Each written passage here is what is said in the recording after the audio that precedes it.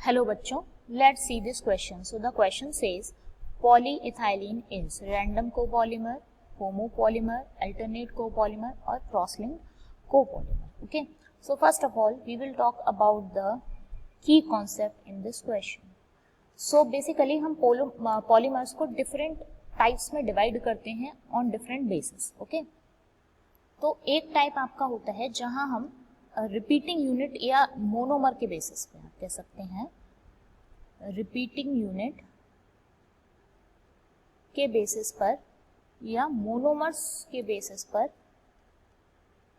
Polymers को divide करते हैं. ठीक है, और इस बेसिस पर हम टोटल 2 टाइप्स में पॉलीमर को डिवाइड करते हैं. एक तो आपका होता है होमोपॉलीमर और एक होता है आपका कोपॉलीमर. तो होमो का मतलब होता है सेम.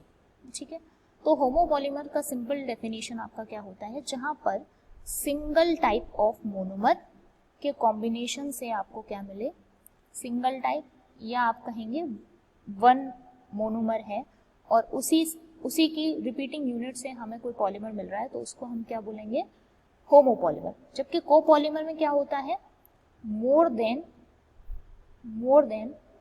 वन टाइप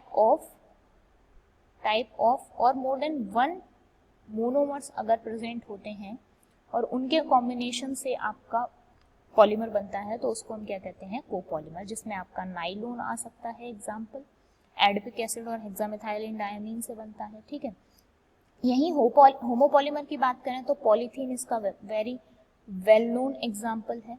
ठीक है, पॉलीथीन. तो बात यहाँ पर किसकी हो रही है, पॉलीइथाइलिन की. पॉलीइथाइलिन.